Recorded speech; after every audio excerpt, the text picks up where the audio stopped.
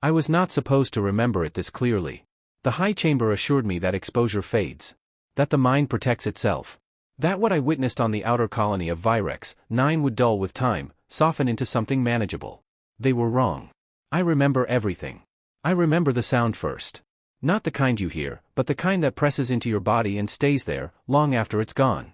A sharp, violent crack that did not belong in any environment I had studied before. It echoed through metal corridors and bone alike, turning every surface into something that carried fear. And then I remember what came after the sound. The humans moved. I have spent my entire career observing conflict across 12 systems. I have watched species bred for war, engineered for precision, trained from birth to eliminate hesitation. Every one of them shared a common instinct when the unexpected happened. They paused. Sometimes for a fraction of a second. Sometimes longer. But always, there was a moment where survival demanded confirmation before action. The humans did not pause. They moved before the moment existed. I did not understand it then. I am not certain I understand it now. What I do understand is this. I was sent to observe a standard containment operation. A routine mission. A small unit deployed to neutralize a localized threat that had already repelled 2 prior attempts. There was no expectation of anything unusual. There was no warning. No one told me what humans were like when the situation stopped being controlled. No one told me what they become when the calculations say they should not survive. I learned that on Virex 9. I learned it in the span of 32 minutes that I have replayed in my mind more times than I can justify as healthy. I learned it watching 11 individuals do something that should not have been possible, not according to any model, any training doctrine, or any statistical projection I had ever studied. And I learned it in the silence afterward. That was the part that stayed with me the most. Not the violence. Not the speed. Not even the moment I realized that the outcome had already been decided long before the enemy understood what was happening. It was the silence that followed. Because in that silence, I saw something that no report template had a category for. Something that made every previous observation feel incomplete. Something that forced me to rewrite my entire understanding of what a species is capable of under pressure. I am recording this now because I was instructed to be accurate. That was the word used. Accurate. Not efficient. Not concise. Not aligned with council expectations. Accurate. And accuracy, in this case, requires me to say something that will likely be challenged by those who have not seen what I have seen. Humans are not dangerous for the reasons you think. Their weapons are not unique. Their physiology is not exceptional. Their tactics, while effective, can be studied and understood. None of those things explain what I witnessed. What makes them dangerous is something else. Something far more difficult to quantify. Something I am not certain can be contained within language at all. But I will try. Because I was there. And I saw what happened when the moment came. And they didn't hesitate. My designation is Vel Oren of the 9th Observation Division. I am not a soldier. I have never been trained for combat, nor have I ever been expected to place myself in direct proximity to it. My role, as defined by the Galactic Council, is simple in theory and precise in execution. Observe. Record. Report. I have completed 27 assignments across multiple systems, each categorized under events of moderate to high significance. Trade conflicts, territorial disputes, environmental collapses, and once, a controlled military engagement between 2 minor species along the Kelran belt. In every case, my distance from the event was intentional. I was positioned safely outside the immediate zone of danger, equipped with long-range sensory tools and remote recording instruments. The purpose was clarity. Detachment produces accuracy. Emotional interference introduces error. That is what we are taught. That is what I believed. Before Virex 9, my most complex assignment involved monitoring a resource dispute between the Thalen Consortium and the Erex Collective. It lasted 3 cycles, involved no direct violence, and concluded with a negotiated withdrawal that was documented as a success by all parties involved. Before that, I observed a seasonal migration on Den 4, where massive atmospheric organisms shifted across the upper cloud layers in predictable patterns. It was quiet work. Repetitive, but stable. The kind of assignment that allows an observer to refine their recording techniques without unexpected variables. There was structure in everything I had seen. Patterns. Predictable reactions to predictable stimuli. Even conflict, when it occurred, followed models that could be studied and understood. Escalation curves, response delays, fallback behaviors, every species I had observed operated within a framework that made sense once enough data was collected. War, as I understood it, was chaotic in appearance but structured underneath. That assumption did not survive Virex 9. The assignment briefing was delivered to me in the high chamber without prior notice. That alone was unusual. Observers are typically given preparation cycles to review environmental data, species profiles, and historical context before deployment.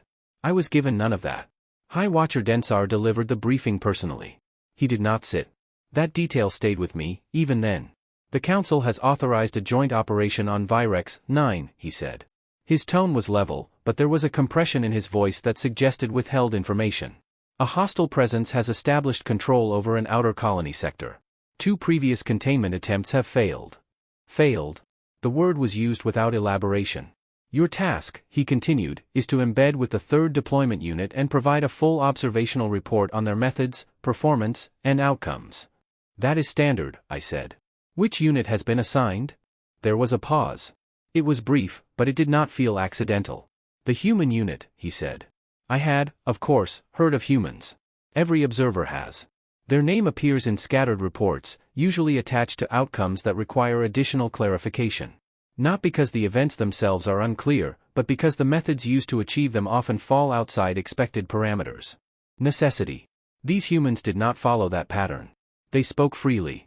They moved without visible urgency. They behaved as though the upcoming operation was already accounted for. I recorded this as an anomaly. I did not yet understand that it was not an anomaly. It was a baseline. One of them noticed me at the perimeter. He stood, set aside his ration pack, and walked toward me with an unhurried, deliberate stride. His gaze locked onto mine with a level of directness that felt intentional. Not hostile. Not welcoming. Assessing. You're the observer, he said. Not a question. A statement. I inclined my head slightly. Vel Oren. 9th Observation Division. He extended one hand toward me, palm forward. I recognized the gesture from cultural briefings. I mirrored it. His grip was firm. Brief. Controlled. Sergeant Cole Mercer, he said. You stay close, you follow instructions, and when I tell you to move, you move. Understood. There was no aggression in his tone. But there was no room for negotiation either.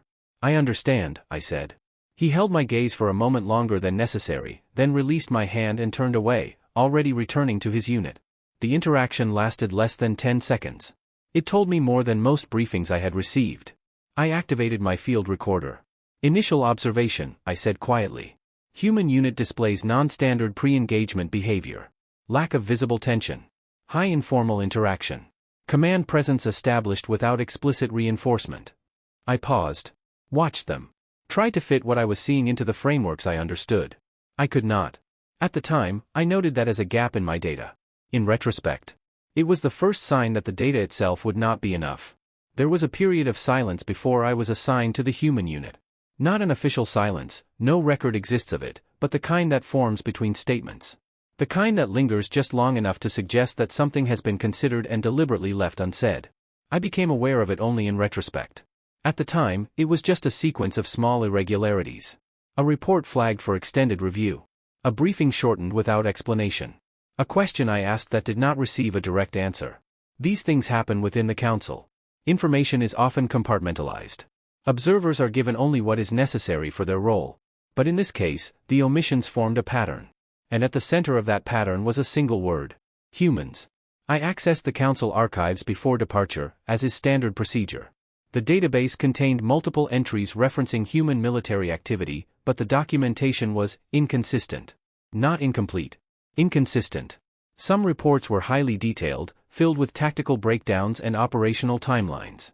Others were unusually brief, ending with conclusions that felt compressed. As though something had been reduced to fit within acceptable parameters. I reviewed 12 records. In 8 of them, the outcome was the same. Human victory. That, in itself, was not unusual.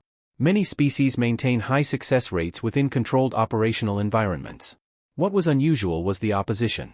The humans were consistently deployed against threats that had already resisted other forces.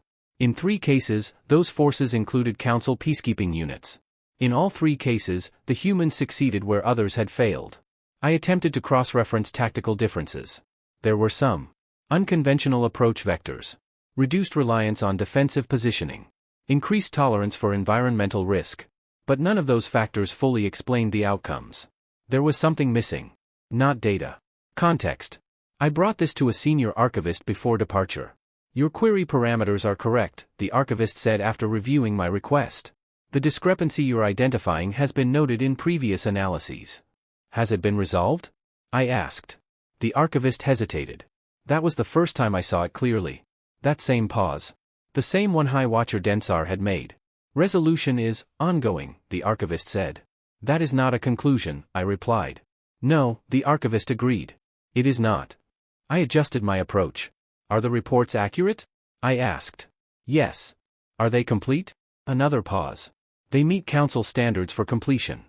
That was not the same as yes. I understood that. What is missing? I asked. The archivist looked at me for a long moment. Then, quietly. Perspective. I did not understand what that meant. At the time, I assumed it referred to observational bias. Perhaps previous reports had been influenced by proximity to the events, or by a lack of standardized recording conditions. It was a reasonable assumption. It was also incorrect. Before I left the archive chamber, I accessed one final file. It was a short entry. Unusually so. No detailed breakdown. No extended analysis. Just a summary and a single observer note. I remember it precisely. Not because it was complex, but because it was not. Human units do not behave within expected engagement models. Recommend further study under controlled observation conditions. There was no elaboration. No supporting data. Just that line. I marked it for follow-up. I never returned to it. On the transport to Virex 9, I shared a compartment with a logistics officer assigned to coordinate supply distribution for the operation. He was not directly involved in combat, but he had experience with multiple species deployments. I asked him, casually, what he knew about humans. He gave a short, almost dismissive response. They get results, he said. That is not unique, I replied. No, he said. It's not. He returned to his work. The conversation should have ended there. But after a moment, he added. They don't always do it the way you expect. That is also not unique, I said. Many species adapt. No, he interrupted. He looked up at me then. And there was something in his expression that did not match his tone. Something quieter, still, I had never observed them directly. They have agreed to council oversight? I asked. Yes. Another pause. You will accompany them in person. That was not standard. I am not equipped for frontline observation, I said carefully. My role will be adjusted for this assignment. His 4 eyes fixed on me in a way that suggested the conversation was already concluded. The council requires direct data. I considered requesting reassignment. The thought formed, briefly, and then disappeared just as quickly. Refusing a high chamber directive is not something observers do without consequence. Understood, I said. Densar inclined his head slightly. Record everything, he added. There was something in the way he said it that did not align with standard instruction. Not emphasis. Not urgency. Something closer to warning. I did not recognize it at the time. I only understood it later. When I arrived at the staging perimeter on Virex 9, 2 cycles later, the environment was exactly as the preliminary data had suggested: low atmospheric density, fractured terrain, and a colony infrastructure partially damaged from prior engagements. It looked like a place that had already been through conflict. It did not look like a place where anything unusual would happen. The human unit had already established a temporary base. I saw them before they saw me. 11 individuals. Moving through their preparations with a level of ease that did not match the operational context. They were not rigid. Not formal. There was no visible tension in their posture, no heightened aggression in their movement. One of them was seated on a supply crate, consuming a ration pack while looking at a handheld device. Another adjusted equipment straps while speaking to a third in a tone that carried something I later identified as humor. This was not what I expected. Military units, in every species I had observed, shared certain universal traits before engagement: focus, silence, controlled movement, minimal interaction beyond. They don't do it the way anyone expects. I waited for him to continue. He did not. That was the pattern. Statements without explanation. Observations without context. Warnings that did not present themselves as warnings. By the time I arrived on Virex 9, I had assembled a working hypothesis. Humans were tactically flexible, moderately unpredictable, and highly effective under pressure. It was a reasonable conclusion based on the data available. It was also incomplete. What I did not yet understand was that the Council did not speak about humans in lowered voices because of what they could do. They spoke that way because of what they had already done. And because no one had found a way to describe it, without sounding uncertain. My first full day embedded with the human unit did not match any operational model I had studied. It should have. Pre-engagement periods are typically structured. Equipment checks, command briefings, minimal conversation, strict adherence to hierarchy. Even among species with informal social dynamics, there is always a visible shift when an operation approaches. Focus tightens. Movement becomes efficient. Unnecessary interaction disappears. The humans did not change. If anything, they became looser. I began my observation cycle at what they designated as 0900. The camp was already active, though not in the way I expected. There was movement, yes, but it lacked urgency. Individuals moved between supply crates, communication stations, and temporary shelters with an ease that suggested routine rather than imminent conflict. Danny Ortiz, identified from the roster, was seated on a crate, adjusting a component on his weapon while speaking to Lisa Garner, who was organizing medical supplies nearby. "You're still overpacking," he said without looking up. "I'm still right," she replied, equally without looking at him. "You said that last time." "And I was right last time." Danny paused, considered that, then nodded slightly. "Fair." There was no tension in the exchange. No indication that within one cycle they would be entering an active combat zone. I recorded the interaction. Unit displays casual interpersonal dynamics during pre-operation phase, I noted. Communication includes non-essential dialogue. No observed degradation in task efficiency. Across the camp, two others, Pete Holloway and Carl Vance, were engaged in what initially appeared to be incomplete communication. "Left side," Pete said. "Yeah," Carl replied. "Angle's off." "I know." "Fix it?" "Already did." The exchange ended there. No clarification. No full sentences. Yet both individuals adjusted their equipment simultaneously and moved on. I replayed the moment on my recorder twice to confirm I had not missed additional context. There was none. They understood each other without needing to explain. This was not unusual in itself. Many units develop shorthand communication over time. What was unusual was the consistency. Every interaction carried that same efficiency beneath the informality. Nothing was wasted. Not even their silence. Sergeant Mercer moved through the camp periodically. He did not issue commands. He did not raise his voice. He did not need to. His presence alone produced a subtle shift in the unit's behavior. Conversations shortened. Movements became slightly more precise. Not forced, never forced, but aligned. It was not authority expressed through control. It was authority expressed through expectation. I noted that carefully. At approximately 1300, I observed a brief equipment check sequence. It was not formally announced. No signal was given. Yet, within a span of less than 2 minutes, every member of the unit had independently begun verifying their gear. Weapons were inspected. Straps adjusted. Communications tested. No one instructed them to do this. No one needed to. I approached Sergeant Mercer during this period. "You did not initiate this check," I said. He glanced at me briefly, then back to the unit. "They know when it needs doing." "That suggests a decentralized command structure," I said. "Potential for inconsistency." "It suggests they're paying attention," he replied. There was no defensiveness in his tone. Just a statement. I considered that. In most military frameworks, consistency is enforced through command. Structure ensures reliability. Deviation introduces risk. Here, consistency appeared to emerge naturally. Not from orders. From awareness. Later, near the edge of the camp perimeter, I observed Becca Norris, the unit's medic, reviewing her equipment. Her movements were precise, controlled, and notably faster than the others when handling medical tools. "You expect high casualty probability," I said, approaching. She did not look up. "I expect reality," she replied. "That is not a measurable parameter. It is if you've done this before." She secured her kit, then finally looked at me. "You're the observer, right?"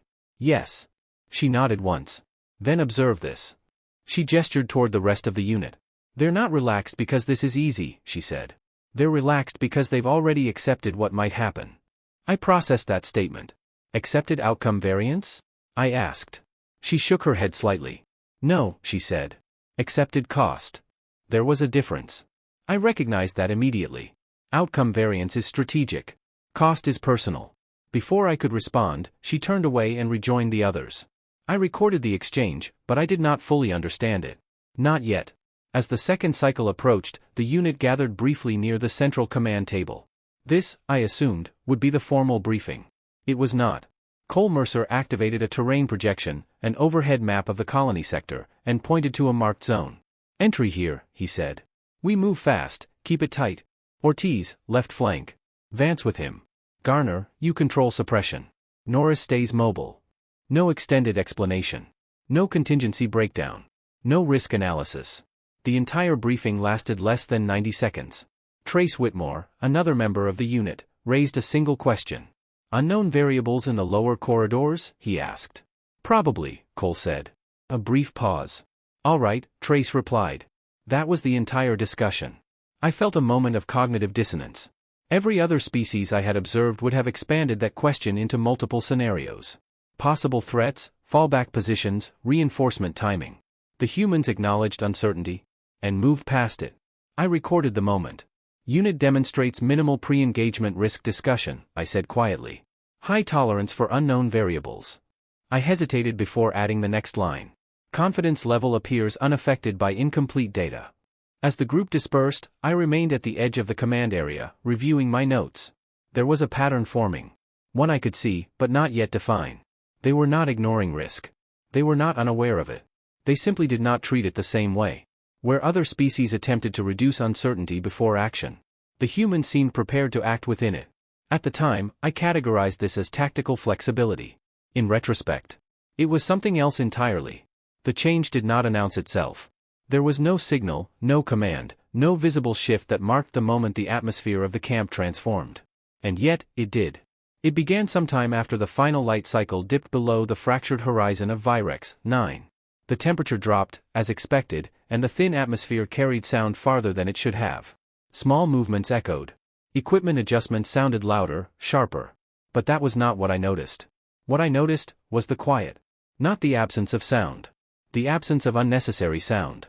The same individuals who had spent the earlier part of the cycle exchanging remarks, subtle humor, and fragmented conversation were now speaking less.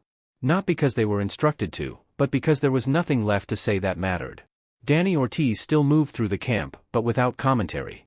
Lisa Garner continued organizing her equipment, but no longer responded to passing remarks.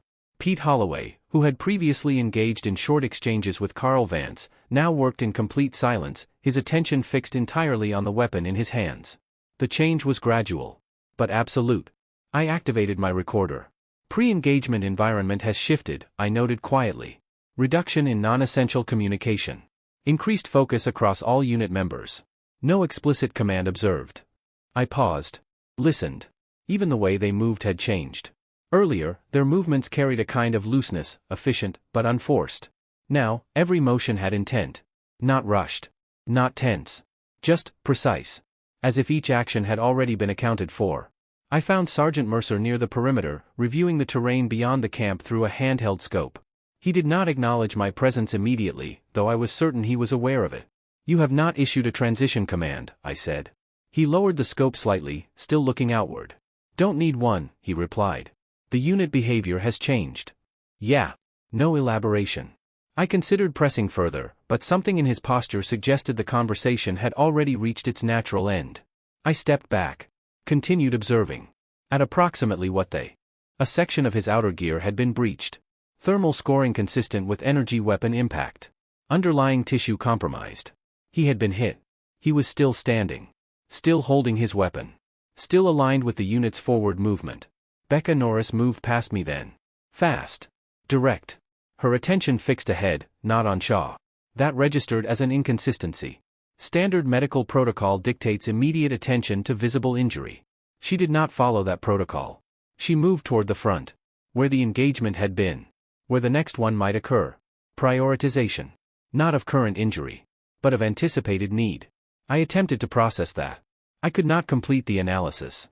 Not in time. "Move." Mercer's voice. Directed at me. I complied. Immediately.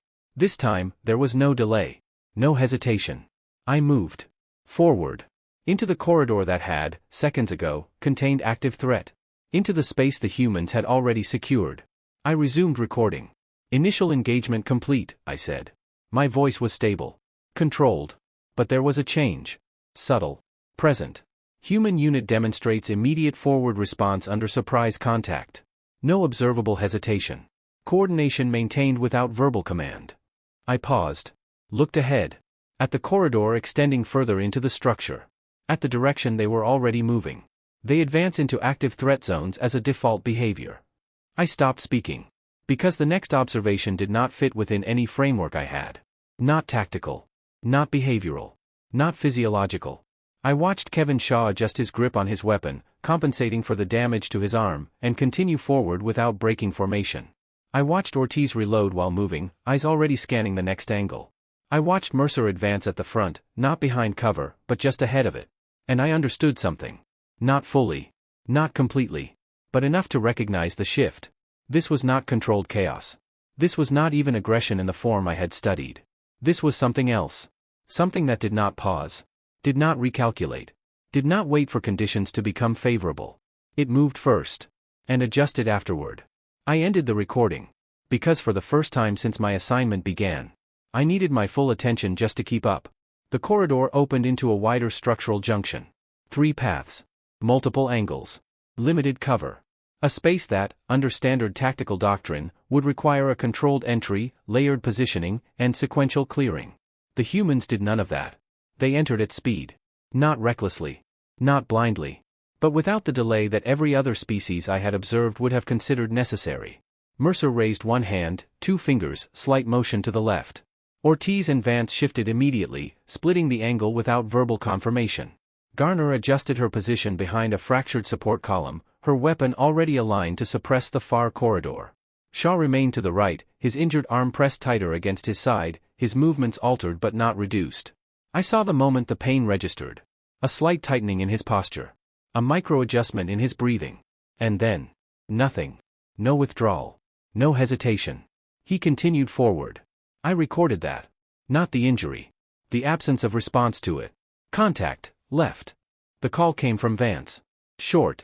Precise. No elevation beyond what was necessary. The response was immediate. Garner shifted fire left without waiting for additional confirmation. Ortiz moved across the junction at an angle that exposed him briefly to the far corridor. He accepted that exposure. Calculated it. Used it. A directed energy pulse struck the wall behind him, scattering fragments across the junction. He did not slow. He closed distance. Again. This was the pattern. Not once. Not twice. Repeated. Movement toward threat. Not away. The hostile presence in the left corridor attempted to reposition. Too late. Ortiz engaged at close range. The exchange lasted less than 3 seconds. Neutralization. Confirmed. Clear left. Copy. No pause. No regroup. They were already moving. The right corridor. Shaw advanced first this time. His weapon steadied against his shoulder, adjusted for the reduced support from his injured arm.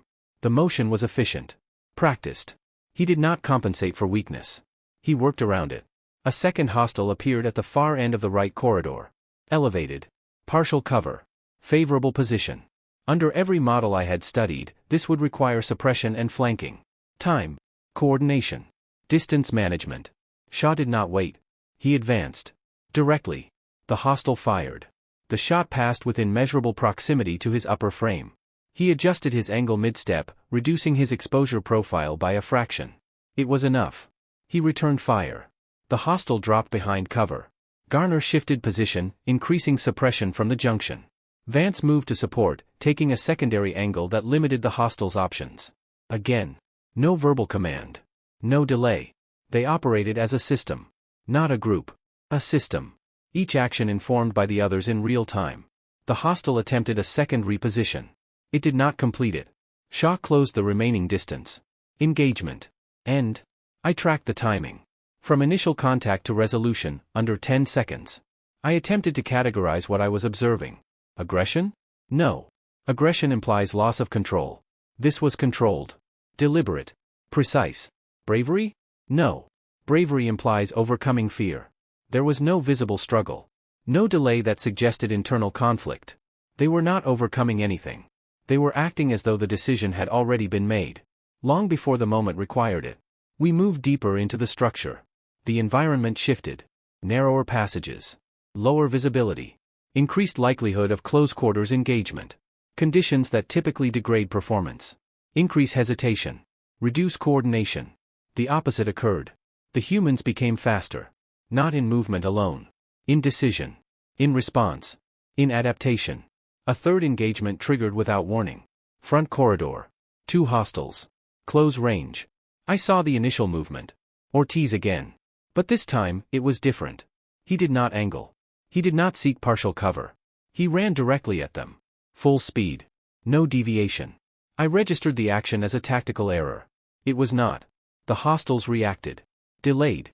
Their expectation, based on every model I understood, was that he would stop. Take cover. Return fire from distance. He did not. He closed the gap before their response completed. Their weapons discharged. One shot passed behind him. The other. I do not know how close it came. Closer than any acceptable margin. He reached them. Engaged. Ended it. Less than 2 seconds. I felt something shift. Not in the environment. In my understanding. This was not risk tolerance. This was not unconventional tactics.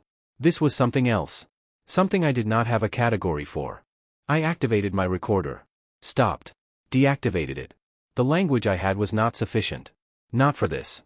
We advanced. Further. Faster. Every engagement followed the same pattern. Immediate response. Forward movement. Completion before escalation. And through it all. No hesitation. None. Not once. I searched for it. Actively. A delay. A misstep. A moment of uncertainty. It did not occur. Then, at the next junction, it happened. Pete Holloway was hit. A direct strike to the lower leg. Kinetic impact. Force sufficient to destabilize. He went down. Hard. The sound of impact against the metal floor carried through the corridor. He did not cry out. Not in the way I expected. A sharp intake of breath. Then control. Immediate. Hit. Left leg. Still active. His voice was steady. Clear. Informational. He rolled to his side, using the remaining structure as partial cover, and repositioned his weapon. He did not attempt to stand. He did not call for extraction. He did not stop. He fired. Accurately. Consistently. Providing suppression for the rest of the unit. While injured. While grounded. While exposed. I stared at him. Processing. Failing to process? This was beyond tolerance. Beyond training. Beyond anything I had observed. I felt the shift complete. The moment where analysis failed. Where observation became something else. Not emotion. Not exactly. But something closer to recognition. The realization that the framework I had been using. Every model. Every assumption. Was insufficient. These humans were not operating within the boundaries I understood. They were not limited by the same thresholds. Pain did not stop them. Risk did not slow them. Uncertainty did not delay them. They moved. They adapted. They continued. I forced myself to record. Human unit demonstrates sustained operational capability despite significant physical impairment, I said. My voice changed. Not unstable. But different. Less detached. More present. I watched Pete Holloway adjust his firing angle, compensating for his position, and call out a correction to Vance's line of sight. Lower right, vent cover. Vance adjusted. The shot landed. Correct. Pete returned to firing. As if nothing had changed. As if the injury was irrelevant. I ended the recording again. Because there was nothing I could say. Nothing I could write. That would make this make sense. Not yet. Not in the moment. All I could do was watch. We pushed deeper into the structure. The corridors narrowed again, the overhead supports dropping lower, forcing movement into compressed stances. Visibility decreased. Angles tightened. Every environmental factor that typically slows a unit accelerated them. I had stopped trying to predict their actions. Every model I applied failed within seconds. Instead, I watched. And something began to change. Not in them. In me. The next engagement began before I fully registered the transition. A wide chamber opened ahead, collapsed infrastructure forming uneven cover, fractured pillars creating blind angles, multiple elevated positions along the perimeter. A kill zone. Under standard doctrine, this would require reconnaissance. Controlled entry. Sequential clearing. The humans entered immediately. Mercer did not pause at the threshold. He stepped through it. And the unit followed. Spread. One word. Not loud. Not urgent. But absolute. They moved. Ortiz broke left, using a fractured support beam as partial cover, his movement angled to disrupt any direct line of fire. Vance mirrored right, creating cross-pressure without needing instruction. Garner dropped into a low position behind debris, her weapon already laying down controlled suppression toward the far elevation points. Shaw advanced through the center. Injured arm. No hesitation. Still moving forward. The first hostile revealed itself from an elevated position. Fired. Missed. Not because the shot was inaccurate. Because Shaw adjusted before the shot completed. A fraction of a second. Enough. He returned fire. Forced the hostile back. But he did not stop. He continued forward. Toward the position. That was the pattern. Always forward. Never static. I realized something then. They were not reacting to the enemy. They were forcing the enemy to react to them. The difference was control. A second hostile emerged from the right elevation. Vance shifted instantly, adjusting his angle to intercept. Garner redirected suppression to limit the hostile's movement options. Ortiz changed direction mid-advance, cutting across the chamber to collapse the angle from the left. No commands. No delay. A system in motion. Not individuals. A system. The hostile attempted to reposition. Too slow. It was always too slow. Because the humans were already there. Always one step ahead of the moment. I felt the realization form. Clear. Unavoidable. This was not about speed. Not entirely. It was about decision. They were not deciding in the moment. They had already decided. Before the engagement. Before the uncertainty. Before the risk. They had removed the step where other species hesitate. The step where outcomes are weighed. The step where survival is considered. That step did not exist for them. Ortiz reached the elevated position first. He did not climb cautiously. He vaulted. Full movement. Full commitment. He exposed himself completely for a fraction of time that should have been fatal. It was not. Because the hostile had not expected it. Because no model predicted it. Because no one moved like that. He cleared the position. Fast. Clean. Efficient. Vance secured the right side. Garner maintained suppression until both angles were closed. Then stopped. Immediately. No wasted motion. No excess fire. Shaw reached the center elevation. He paused. For less than a second. Not hesitation. Assessment. Then continued. I understood something else in that moment. They did not ignore risk. They calculated it. Instantly. And once calculated. They committed. Completely. No second guessing. No revision. No delay. The engagement lasted less than 2 minutes. It felt longer. Much longer. Because my perception was no longer aligned with reality. Time stretched. Compressed. Broke apart. I could not track it accurately. But they could. Mercer moved through the chamber, scanning, confirming, adjusting positions with minimal gestures. At one point, he raised his hand slightly, 2 fingers, downward motion. Garner shifted immediately. Adjusted her position by less than a meter. Seconds later. A hostile fired from a previously concealed angle. The shot passed exactly through the space she had occupied. Had she remained? She would have been hit. Mercer had predicted it. Not guessed. Predicted. Based on movement. Timing. Pattern recognition. And he had acted on it. Before the threat appeared. I felt it then. Fully. The shift. The moment where understanding becomes something heavier. Something that does not sit comfortably inside observation. This was not just effectiveness. This was not just coordination. This was something deeper. Something that altered the way conflict itself behaved. I activated my recorder. My hand. Not as steady as before. Human operational model deviates from all known engagement frameworks, I said. I stopped. Adjusted. Tried again. They do not respond to conditions. That was wrong. I corrected it. They redefine conditions. That was closer. But still incomplete. I lowered the recorder. Because the truth, the actual truth, was more difficult to articulate. They were not faster because they moved quickly. They were faster because they had already accepted the outcome. Whatever it was. Injury. Failure. Death. It had already been accounted for. And because of that, nothing in the moment could stop them. Not fear. Not uncertainty. Not even pain. I watched Ortiz drop back down from the elevated position, landing beside Vance with a controlled impact, already scanning for the next threat.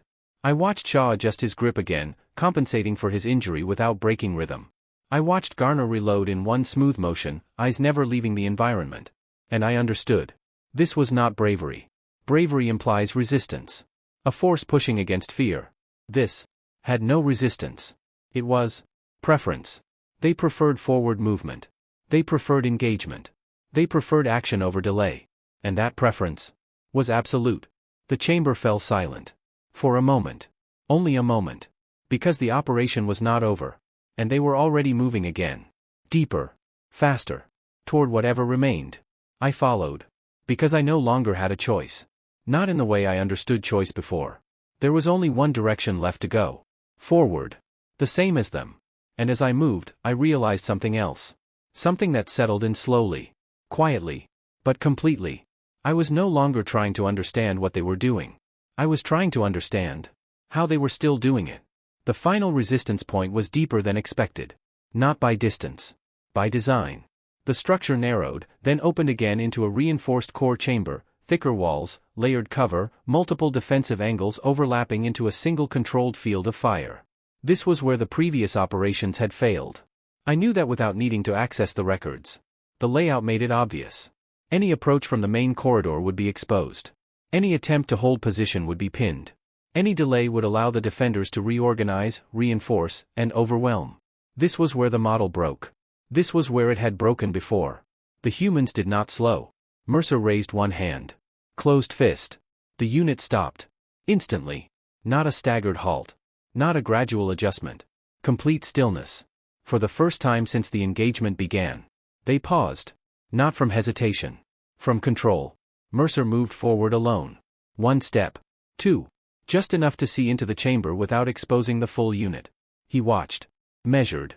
Calculated. Then, he stepped back. Looked at them.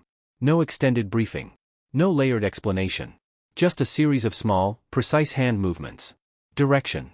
Timing. Angles. Each member of the unit acknowledged with minimal motion. No words. No repetition. They understood. I did not. But I knew.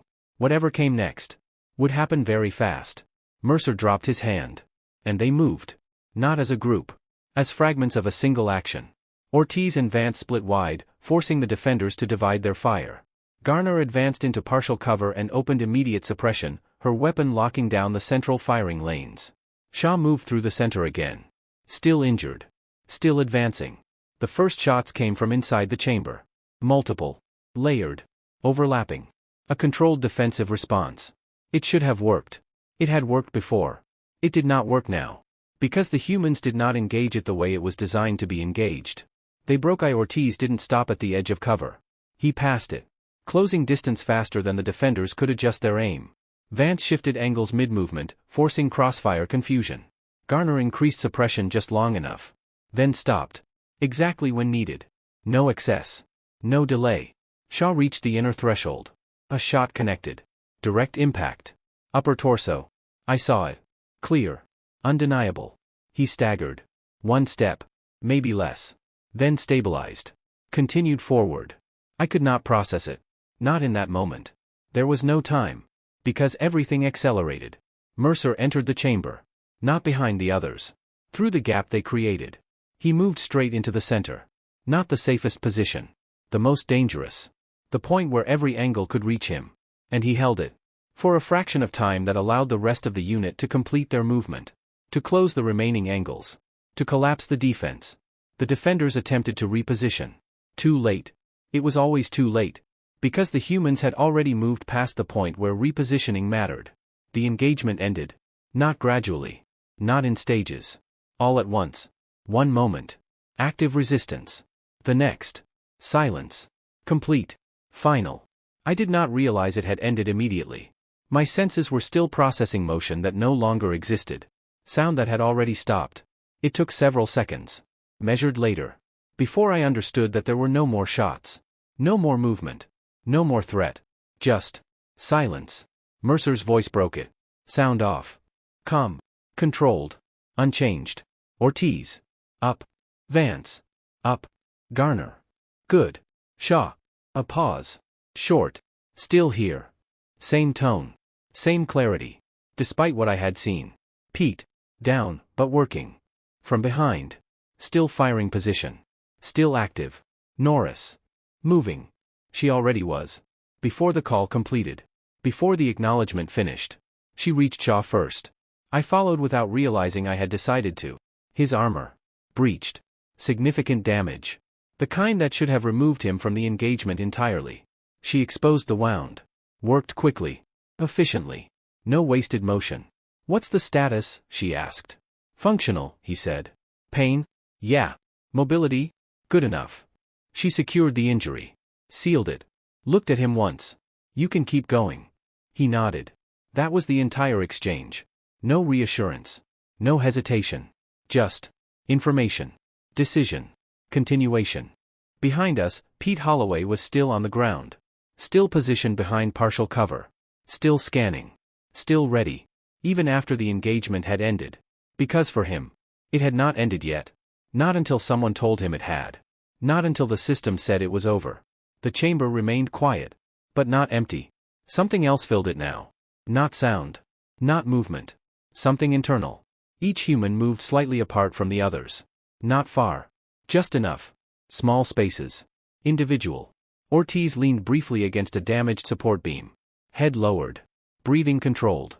Vance stood still, eyes fixed on nothing, for a count I measured later at approximately 70 seconds. Garner walked to the edge of the chamber. Stopped. Looked back toward the corridor we had come from.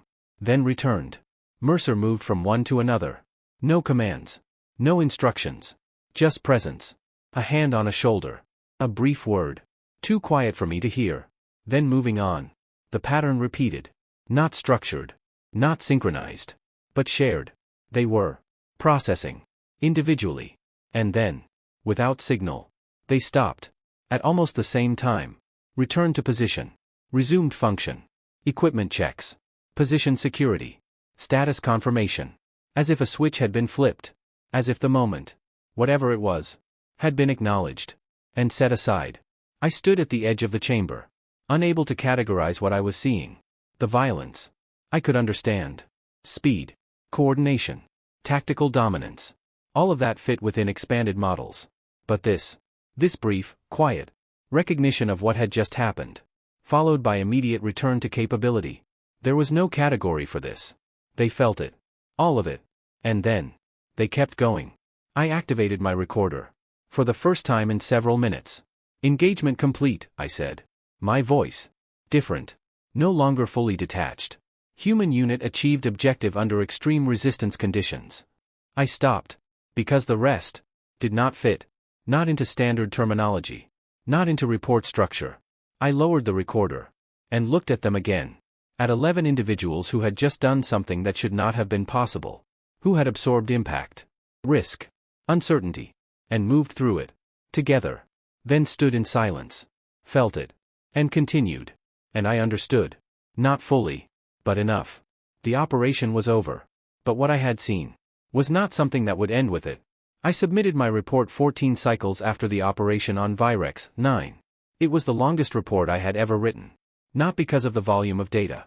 Because of the resistance. Not external resistance. Internal. Every section of the Council's reporting template is designed for clarity. Tactical effectiveness. Weapon system evaluation. Unit cohesion. Environmental adaptation. These categories have been refined over centuries of observation across dozens of species. They are precise. Reliable. Sufficient. For everything I had seen before. They were not sufficient for this. I completed them anyway. I documented the entry speed. The reaction times. The coordination under fire. The ability to adapt to confined environments and shifting threat angles. I assigned the highest tactical effectiveness rating I had ever recorded. I justified it with data. With timing metrics. With outcome analysis. Everything was correct. Everything was incomplete. Then I reached the final section. Observer notes. A space intended for information that does not fit. I remained there for a long time. Reviewing the recording. Replaying moments. Trying to translate what I had seen into something that could exist inside the Council's framework. I considered writing. Human units display elevated aggression and pain tolerance beyond standard parameters. That would have been acceptable. Understandable. Easy to process. It would also have been wrong. Not inaccurate. But insufficient. So I deleted it. And I wrote the truth instead. Not the version that fit. The version that remained after everything else failed. I wrote about Kevin Shaw continuing forward after impact. I wrote about Pete Holloway maintaining fire from the ground, providing accurate targeting data while injured. I wrote about Danny Ortiz closing distance under active fire, not recklessly, but because his calculation told him it would work. I wrote about the silence after the engagement. The moment where each human paused, not as a unit, but as individuals. Acknowledging what had happened. Then returning. Immediately. Completely. I wrote that I did not have a category for this. And then. I wrote the line that caused the report to be flagged for high chamber review. I remember it exactly. Because I rewrote it 12 times before I allowed it to remain. The Council should understand that human threat potential is not defined primarily by weapon capability, physiological resilience, or tactical flexibility, though all are significant. I paused there. Considered removing the next part. Did not. What defines them is this: they experience the full cognitive and emotional weight of their situation in real time, and proceed anyway. I continued. They do not lack fear.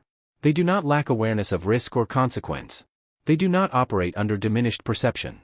And then the final line. The one I could not reduce any further. They feel everything, and stop for nothing. I submitted the report. The response came within 4 hours. Faster than any previous submission. A direct summons. High Chamber debrief. 7 members present. That alone indicated significance. They asked questions for 3 hours. Detailed. Precise. Focused on data. Timing. Ratios. Probabilities. I answered all of them. Then one of them, an elder representative, asked a different question. Not about the report.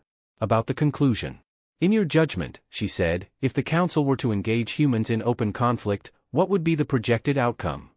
I considered giving a calculated answer. Force ratios. Strategic positioning. Comparative analysis. I did not. Because none of those models applied. Not after what I had seen. So I told her the only answer that was accurate. I would not recommend testing it.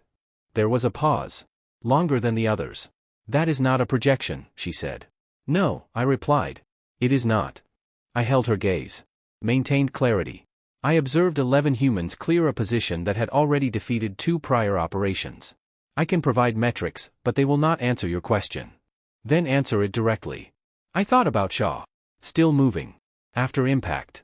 I thought about Pete. On the ground. Still firing. Still guiding. I thought about the silence. The moment after. The way they stood. Felt it. Then moved on. And I understood something I had not fully articulated before. They do not engage conflict the way other species do, I said. They do not wait for favorable conditions. They do not require certainty. They do not reduce risk before acting. I paused. Because this was the part that mattered. They act, I continued. And then they adapt until the situation matches that decision. The chamber was silent. I finished. At the individual level, each one has already accepted that they are fragile.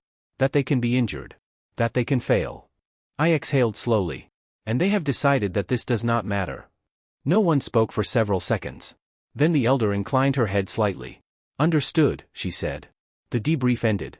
I was reassigned immediately. No further human observation. No follow-up deployments. No additional data collection. I was moved to a low-priority monitoring program on Den 4. Atmospheric organisms. Non-hostile. Predictable. Quiet. I believe the reassignment was intentional. Not as a correction. As containment. The Council had what it needed. And it did not want more. Not from me. Not from anyone who had seen it directly. It has been 6 cycles since Virex 9. The work here is stable. Controlled. Exactly what an observer is meant to handle. But I still think about it. Not constantly. Not in a way that disrupts function. But consistently. At the edges of thought. In quiet moments. At the end of observation cycles. When the environment is still. And there is nothing left to record. I think about the corridor. The sound. The movement. I think about Pete Holloway on the ground, correcting angles while injured. I think about Danny Ortiz running forward when every model said he should not. And I think about the silence. That brief moment after everything stopped. When 11 humans stood in the aftermath of what they had just done. Felt it. Individually. Completely. And then. Without hesitation. Returned to work. I was told to record this accurately. I have done so.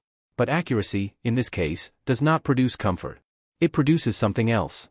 Something I did not expect to carry with me after a single assignment. Understanding. Not complete. Not clean. But sufficient. Enough to answer the question that was never formally asked. Why does the Council speak about humans in lowered voices? It is not because of what they might do. It is because of what they have already proven they will do. Given the moment. Given the cost. Given the certainty of consequence. They will move forward. And they will not stop. I only wish I understood that sooner.